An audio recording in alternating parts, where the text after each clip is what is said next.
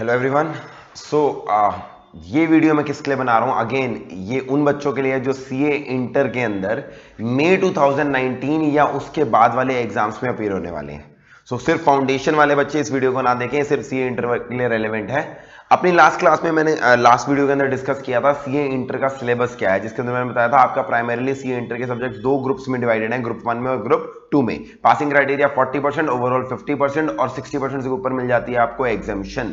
अब इंटर के अंदर प्रॉब्लम ये हुआ करती थी, इंटर के पहले सारे मई 19 से पहले वाले एग्जाम प्योरली थ्योरेटिकल नेचर के होते थे। थ्योरेटिकल मतलब थ्योरेटिकल या प्रैक्टिकल, इन एनी केस आपको आंसर लिख के आना होता था, कोई भी एमसीक्यू बेस्ड पेपर नहीं होता था। जिस वजह से बहुत ज्यादा दिक्कत आ रही थी। दिक्कत ये आ रही थी, जब भी आपका एक आंसर लिखा हुआ ना कहीं हम ह्यूमन की सब्जेक्टिविटी ला रहे हैं इसके अंदर। एग्जामिनर आपको उसमें 4 में से 3 मार्क्स भी दे सकता है, 4 में से 2 मार्क्स भी दे सकता है। कई बार ऐसी कंप्लेंट्स आई हैं, आपने शायद वीडियो भी देखी होंगी यूट्यूब के ऊपर, लोग कह रहे हैं कि आंसर ठीक है पर एग्जामिनर ने फिर भी छोटी सी गलती के चक्कर में वो पेपर को बिल्कुल मार्क्स नहीं दिए। In other word step wise marking system examiner ने फॉलो नहीं किया, जिस वजह से काफी बच्चे परेशान थे। इस चीज को सॉल्व करने के लिए उन्होंने कहा है कि हम इंटरनेशनली किसी भी एग्जामिनेशन को देखें तो हर एग्जाम के अंदर एमसीक्यू बेस्ड क्वेश्चन पूछे जाते हैं, ताकि हम आपके कॉन्सेप्ट को चेक करें, ना कि आपके लिखने की एबिलिटी को या आंसर को सॉल्व करने की एबिलिटी को। जिस वजह से इंस्टीट्यूट ने एक बहुत अच्छा स्टेप लिया इस बार सीए इंटर में मई 19 और उसके बाद में, कि आपका 30% का पेपर क्या होने वाला है, एमसीक्यू बेस्ड होने वाला है। तो जैसे सीए फाउंडेशन में 4 में से 2 सब्जेक्ट पूरी तरह से ऑब्जेक्टिव थे, यहां पर क्या होने वाला है, कुछ सब्जेक्ट में ऐसा होगा कि 30% पेपर हमारा एमसीक्यू बेस्ड होगा, बाकी पेपर क्या होगा, प्रैक्टिकल पेपर या फिर theoretical paper, as the case में बी। सर ये तो बहुत अच्छी बात है या बुरी बात है? ये बहुत ही अच्छी बात है, क्योंकि एमसीक्यू के अंदर अगर आपका कॉन्सेप्ट स्ट्रांग है, कोई भी और रीजन की वजह से मार्क्स कटने की प्रोबेबिलिटी बहुत कम होती है। अगर आप ढंग से अपनी तैयारी कर रहे हैं तो ये आपके लिए बहुत अच्छा स्टेप है। हाँ, वो बच्चे जो ढंग से तैयारी नहीं कर रहे, जो सब्जेक्ट को कवर नहीं करते, जो कॉम्प्लिकेटेड टॉपिक से बचते हैं या रटते हैं, उनके लिए अच्छी न्यूज नहीं है, क्योंकि अगर आप रटोगे तो एमसीक्यू में आंसर नहीं लिख पाओगे। सर इसमें हमें और बताओ, हमारे फाउंडेशन के अंदर ना कुछ नेगेटिव मार्किंग थी, क्या यहां भी नेगेटिव मार्किंग है? जी नहीं, यहां नेगेटिव मार्किंग नहीं है। सबसे बढ़िया बात इन्होंने ये करी है, इन्होंने इस बार नेगेटिव मार्किंग लाए। मुझे नहीं पता ये लंबे समय तक चलने वाली है या क्या।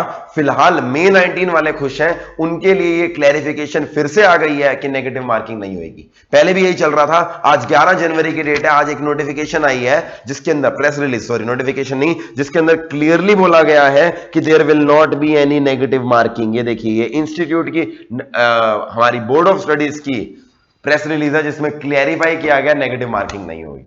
बहुत ही बढ़िया स्टेप है। नेगेटिव मार्किंग से क्या होता है, एक डर बना रहता है कि मैं इस क्वेश्चन को अटेम्प्ट करूं या ना करूं।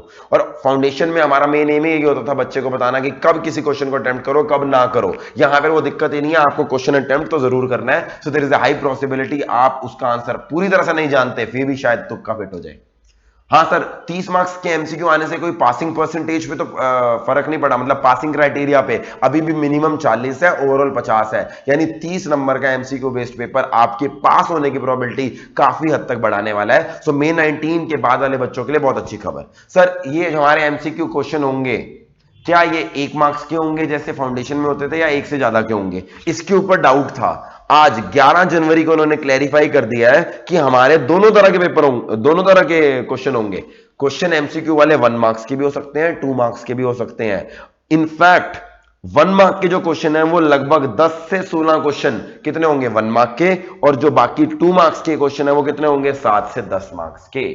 ठीक है जी। सो 1 मार्क्स के भी और 2 मार्क्स के भी। सर अगला क्वेश्चन, क्या 8 पेपर में एमसीक्यू आने वाले हैं? नहीं, 8 में नहीं आने वाले। इन्होंने जान के क्या किया, इंस्टीट्यूट ने उसी पेपर में एमसीक्यू लाए हैं जिस पेपर के अंदर थ्योरेटिकल बेस था।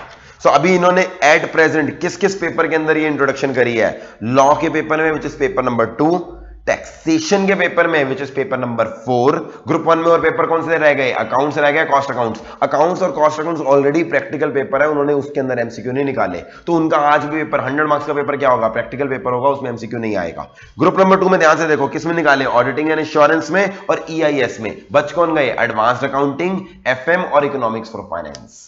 उन पेपर के अंदर प्योरली पेपर क्या आएगा, प्रैक्टिकल या थ्योरेटिकल एज द केस में भी वैसे आएगा। इन दो पेपर में ऑडिटिंग में और ईआईएस और एसएम के अंदर क्या होगा, 30% एमसीक्यू आएंगे।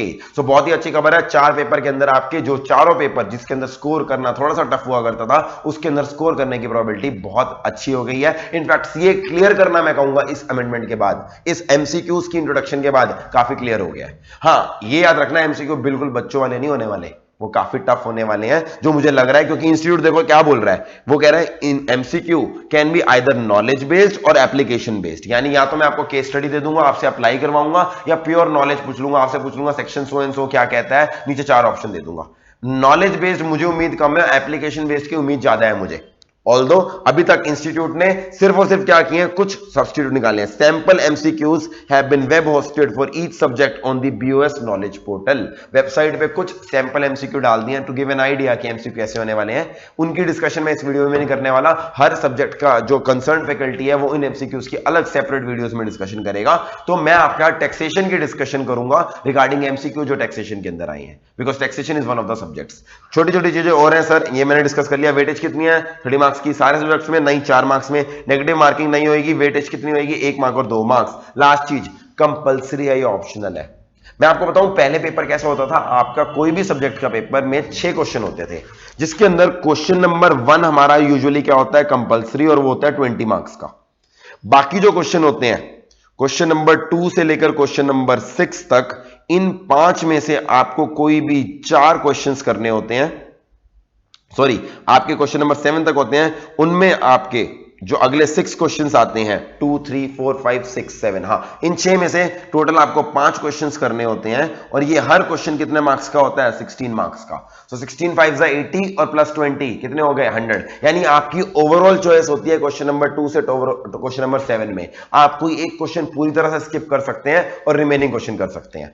विद इन दी क्वेश्चन आपकी क्वेश्चन नंबर 7 में इंटरनल चॉइस होती है यूजुअली। इंटरनल चॉइस मतलब वो अगर क्वेश्चन 16 मार्क्स का है, ऐसा हो सकता है आपको 5 पार्ट्स दे दिए 4-4 मार्क्स के, उन 5 में से कोई आपको 4 करनी हो, तो एक इंटरनल चॉइस होती है लास्ट क्वेश्चन के अंदर, और साथ एक ओवरऑल चॉइस होती है। क्वेश्चन 1 हमेशा क्या होता है, कंपलसरी। तो एक डाउट आ रहा था सर, ये जो हमारे एमसीक्यू होने वाले हैं, ये कंपलसरी क्वेश्चन होने वाले हैं या इनमें भी ऑप्शन होगा? इंस्टीट्यूट ने क्लैरिफाई कर दिया है, एमसीक्यू के अंदर कोई भी ऑप्शन नहीं लगेगा, वो हमेशा क्या होंगे, कंपलसरी होंगे। तो छोटी छोटी चीजें हैं जो इंस्टीट्यूट ने क्लैरिफाई करी हैं। सबसे बढ़िया बात जो मुझे लगी है, नेगेटिव मार्किंग नहीं रखी, और देखने वाली बात ये होगी कि इस बार इंस्टीट्यूट कैसे क्वेश्चन पूछने वाला है एमसीक्यू में। इन एनी केस मेरे हिसाब से चाहे वो टफ भी पूछने वाला है, अगर आपकी कॉन्सेप्चुअल क्लैरिटी है, अगर आपका इंग्लिश लिखने में हाथ थोड़ा टाइट है, या आप कम समय में अकाउंट्स के क्वेश्चन, कॉस्ट अकाउंट के क्वेश्चन नहीं कर पाते, तो इंस्टीट्यूट कहता है डरने की बात नहीं है, हम आपके चेक करने वाले हैं कॉन्सेप्ट, और जिसका कॉन्सेप्ट अच्छा वो 30 में से 30 स्कोर कर सकता है। तो बहुत बढ़िया खबर है ये। और जो क्लैरिफिकेशंस आई हैं 11 जनवरी 2019 की, ये भी बहुत बढ़िया है। आप अपनी तैयारी और अच्छे तरीके से कर सकते हैं। हमारे जितने भी स्टडी मटेरियल है उसके अंदर अलग से हमने एमसीक्यू का क्वेश्चन बैंक बनाया है, बेस्ड ऑन पास्ट ट्रेंड मतलब बाकी और एग्जामिनेशंस में based on our knowledge. Study material के अंदर कुछ एमसीक्यू दे रखे हैं, उसके बेसिस पे अलग से एमसीक्यू बेस्ड क्वेश्चन है, ताकि आप इन 4 सब्जेक्ट्स में अच्छे से तैयार कर सको। ठीक है जी। So this was all about MCQ. CA inter के बारे में और बहुत सारी डिस्कशन करूंगा आगे आने वाली वीडियोस में। So be in touch with us, you can write any queries in the comment section, I will try to answer them personally. So thank you so much for connecting with us. This is Sanchit Grover signing off. Thank you.